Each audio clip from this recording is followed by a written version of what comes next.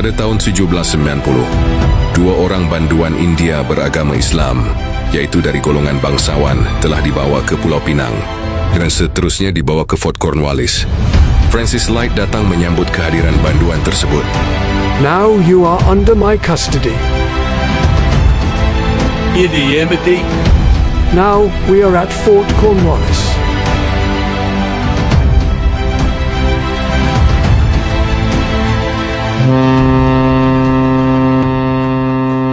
Sejak dari itu, Francis Light telah membawa banduan-banduan dari luar negara ke Fort Cornwallis. Kesemua mereka dibawa ke Fort Cornwallis secara berperingkat-peringkat.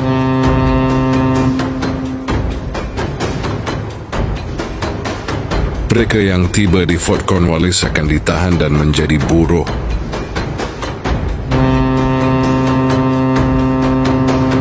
Francis Light mahu banduan-banduan ini membangunkan Pulau Pinang sebagai pelabuhan perdagangan yang strategik.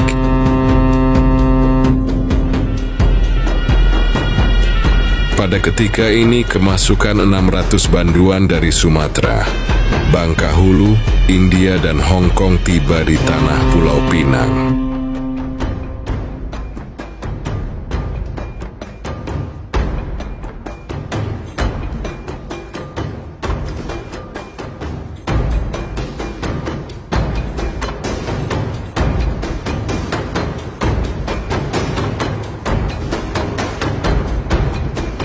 Semua banduan yang sampai dikerah menjadi buruh bagi membangunkan Fort Cornwallis.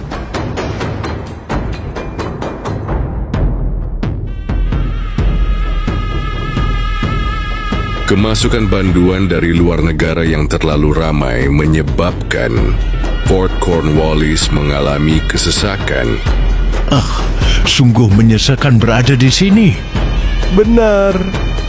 Kota ini seolah-olah makin menghimpit jiwa kami. Rakyat kami tidak tahu apa yang kami lalui. Francis Light berdiri melihat ke arah pantai Pulau Pinang sambil memikirkan tentang masa depan pulau tersebut. I hear your grievances, and I understand that this situation is difficult. Everyone deserves to be heard and given a second chance.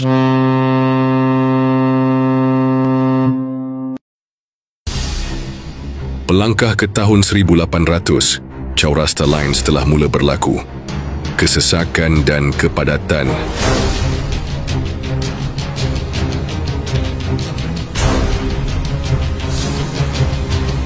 Akibat penambahan banduan di Fort Cornwallis, berlaku kesesakan yang kritikal, menyebabkan pihak British menempatkan di Chaurasta Lines.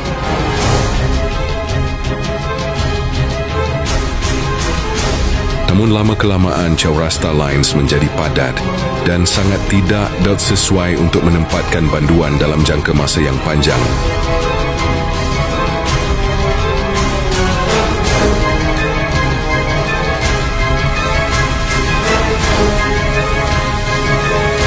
Kerajaan British mengambil keputusan untuk membina Penang Jail secara berperingkat.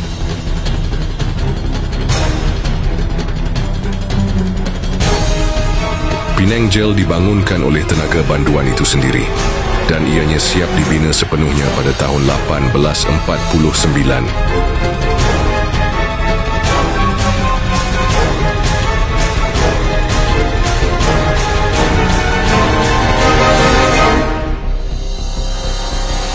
Dalam keadaan suasana yang sukar dan menyesakan, banduan berhimpun dan mendirikan papan tanda Penang Jail.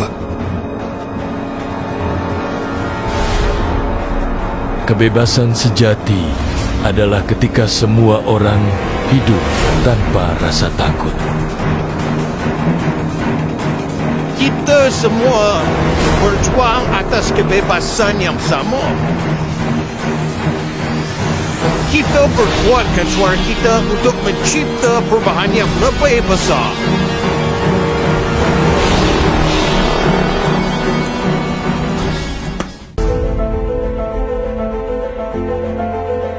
Selepas 171 tahun kepimpinan penjara di bawah kerajaan British, akhirnya berlakunya perubahan di dalam sistem kepenjaraan. Perubahan sistem kepenjaraan tersebut adalah daripada tahan dan dera kepada penahanan. Perbincangan peralihan kuasa pun bermula. Akhirnya, kerajaan British menyerahkan sepenuhnya kepimpinan penjara kepada pegawai Melayu.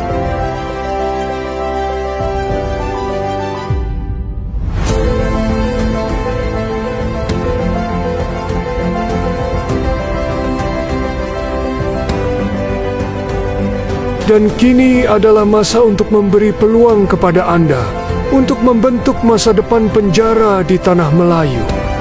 Terima kasih, ini adalah awal yang baru untuk kami semua. Sebagai seorang pemimpin yang berpengalaman dan memahami tentangan yang ada, Tan Sri Murad Ahmad berusaha menciptakan sistem yang lebih manusiawi. Tan Sri Murad Ahmad beranggapan sistem tahan dan dera adalah sistem yang tidak bertamadun dan tiada peri kemanusiaan. Penjara adalah institusi mengangkat nilai kemanusiaan, hak tahanan, dan mengangkat keadilan.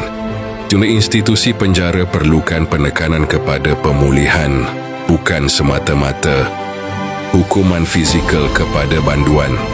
Tan Sri Murad Ahmad mahu masyarakat peka terhadap hak asasi dan nilai kemanusiaan. Kelangsungan evolusi sistem penjara diteruskan pada era Datuk Ibrahim bin Haji Mohamed dengan pengenalan Sistem Ibrahim. Sistem Ibrahim telah diperkenalkan pada tahun 1980-an untuk mengubah cara hidup banduan. Sistem kepenjaraan telah beralih kepada sistem pemulihan yang lebih efektif dengan menumpukan pelbagai aktiviti. Sistem Ibrahim bertujuan melahirkan insan yang berguna kepada masyarakat, di mana banduan-banduan ini akan berkhidmat kepada masyarakat di luar tembok penjara.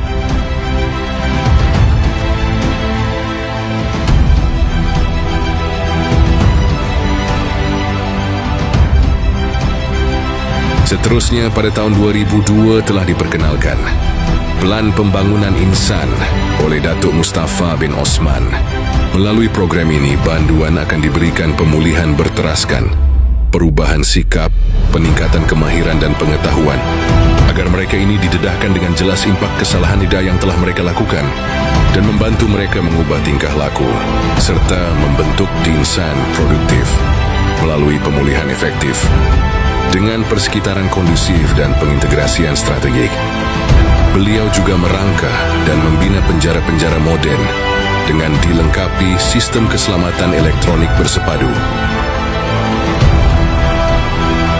Evolusi diteruskan oleh Jabatan Penjara Malaysia dengan melaksanakan pelbagai program pemulihan dalam komuniti. Sistem parol telah diperkenalkan pada tahun 2008. Jabatan Penjara Malaysia menyedari pentingnya sokongan masyarakat dengan melibatkan penyertaan mereka dalam proses pemulihan kepada banduan. Seterusnya, pada 2013, Datuk Seri Zulkifli bin Omar telah memperkenalkan konsep penjara sejahtera dengan tujuan memperkasakan pengurusan kepenjaraan yang mematuhi standard antarabangsa. Seterusnya, Datuk Seri Haji Nordin bin Haji Muhammad telah memperkukuhkan program pemulihan dalam komuniti selain melaksanakan prison reform. Program pelepasan banduan secara lesen juga telah dilaksanakan selain menjadikan institusi penjara sebagai pusat peradaban budaya kemanusiaan. THCDC yang menekankan kepada pemulihan yang berimpak tinggi bagi mengembalikan insan tersasar kembali menjadi warga yang patuh kepada undang-undang. Kini kejayaan demi kejayaan dinikmati, hasil daripada evolusi penjara Malaysia. Dan kini di bawah kepimpinan yang berbahagia Komisioner Jeneral Penjara Datuk Haji Abdul Aziz bin Abdul Razak, penambahbaikan inovatif kepenjaraan diteruskan di bawah barisan pimpinan terkini. Alhamdulillah, daripada seorang yang dianggap gagal dan tidak berguna kepada keluarga dan masyarakat, akhirnya hasil bimbingan Jabatan Penjara Malaysia kini aku menggenggam sebuah kejayaan